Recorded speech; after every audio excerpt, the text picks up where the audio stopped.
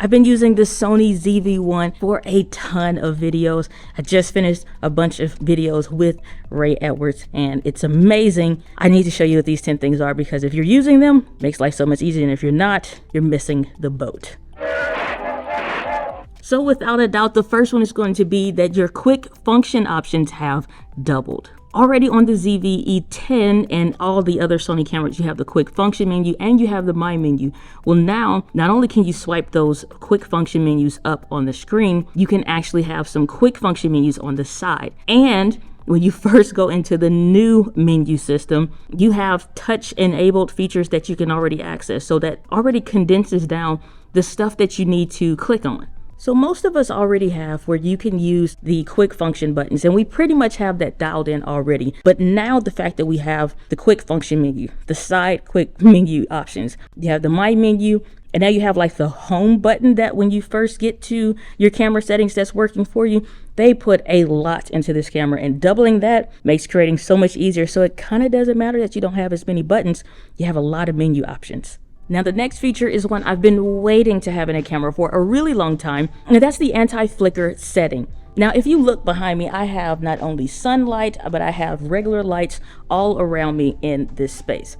But the way that I can avoid the camera flickering about is the anti-flicker setting. All I have to do is point the camera at that specific light and it will actually read what that is. I don't have to play around with the shutter speed or the NTSC or PAL settings in the camera, because the camera will figure out what do I need to do to get that light to stop flickering, which gives me complete freedom and flexibility when I'm recording. And that is so freaking dope. The other feature that has been saving me a ton of time is the shot marker. So as I'm going through, even doing this video as well as other videos, I don't have to worry about where I mess up or where I'm making a mistake. All I need to do is hit the S1 button on the screen, whether I'm watching it in the playback time, when I'm reviewing the file, or as I'm actually recording. The camera will put markers on the video timeline in the camera to let me know what those specific markers were. So let's say I had a few different takes and I'm making mistakes, as you are prone to do in the process of recording, but I know like maybe halfway in is the good take. So I can mark those, send those to my video editor so that he knows those timestamps, because I know what they are using the shot markers. I've not seen this in any other camera, and I think it's super duper smart and super healthy and handy for content creating entrepreneurs. This next one I've talked about a little bit in previous videos, and that's the ability to customize your proxy files. When you're already in the process of recording a video, let's say I'm doing this one and it's super duper long, everything's in 10-bit, everything's in 4K, and these file sizes are super long, especially when you're thinking about video podcasts. Record the proxies in camera, because what you can do in a program like Final Cut Pro, or you're using Adobe Premiere Pro or DaVinci Resolve, is link the proxy files that your camera is recording internally, save yourself a ton of time, or your video editor a ton of time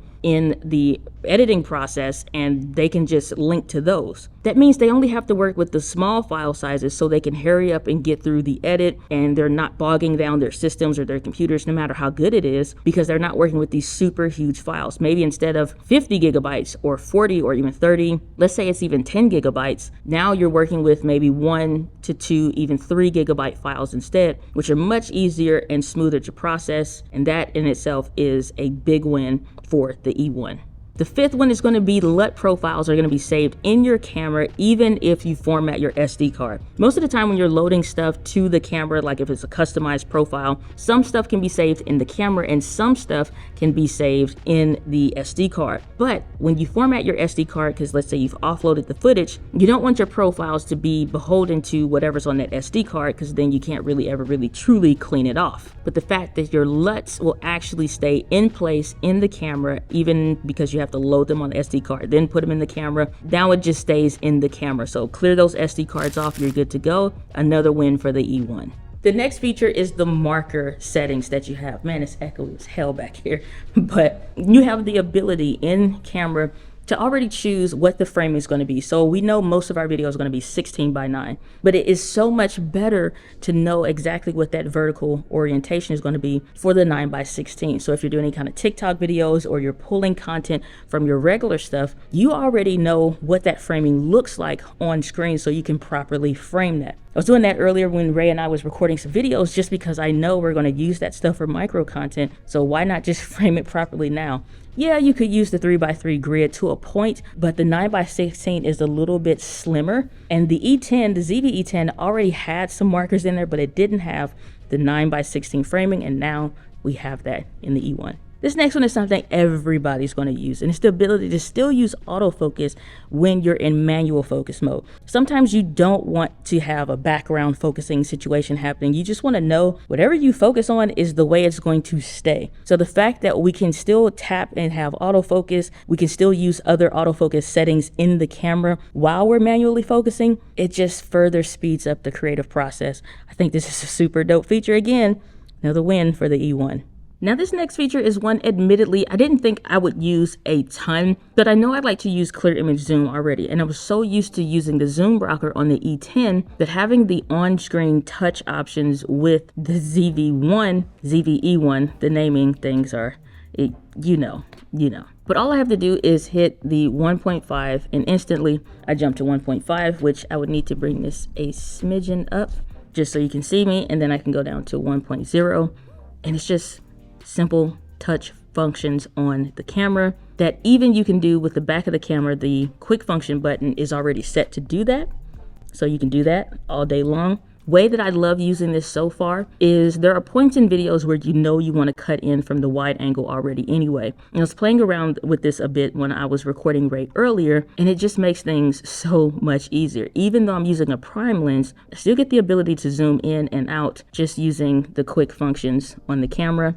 I can punch in and then I can punch out. And with the Sony autofocus, you're always in focus for the most part. The ninth one is one we've seen a lot with other Sony cameras, and that's the ability to have your memory recall settings, but you have them in every setting that you're using in the camera. So if you have picture profiles with certain settings that you pretty much like to use as a base, you can save this so you have more of those memory recall buttons in the camera. You get like 4 or 5 more when you already are using an SD card, but the fact now that you have more baked into the camera, I can have one specifically for the home office. The second one could be like a floater one, like if I'm traveling and I know I'm going to be recording a lot of videos here, I can just lock those settings in. And then the third one is my regular vlogging setup that I usually like to start to as a base. And the difference of having 3 of those instead of just 2 of them make recording content that much easier, because I already know, number 1, there's always the perfect settings at home. Number 3, helps me to have ultimate flexibility when I'm vlogging. And then number 2 can be wherever I actually am, which saves me from having to use all of those settings in the memory recall unless I absolutely need to.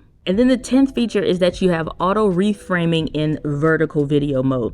And the auto reframing is where the camera will follow you around so that you know that you're being tracked without having to have a cameraman help you out. So this freaks a lot of people out, just simply because these are the shots that you would want to have if you were doing a talk and you know that you're pacing back and forth, you're hashtag doing all the things, and you want to be tracked. Well, I know I'm being center framed no matter where I'm walking to. And this is that simple speaker's glide, if you will, that as you're speaking, you want to know that you're being followed, and the camera will do that for you because of the framing stabilizer that works like a charm, even in vertical mode. The Sony ZV-E10 brings a ton of creator helpful centric features to the E1. And to be honest with you, I don't think the E1 is going to be the only camera with these specific specs. The Sony a6700, probably by the time you're watching this, it probably is on the horizon of coming out or just being released. So I want to talk about some of the features that are coming up in that camera, but in another video. Click on the video on the screen to check that out. And if you want to see some ZV-E1 settings that you need to change right away so that you can start creating and it actually look good, click on the other video on the screen. You'll love both of them. Are you an entrepreneur struggling to get your brand noticed through video content? Look no further. The One Right Video is the ultimate guide to creating videos that will amplify your brand and grow your business. It's jam-packed with practical tips and strategies to help entrepreneurs just like you succeed in video content creation and be among the first to get your hands on a copy of the One Right Video. Go to onerightvideo.com.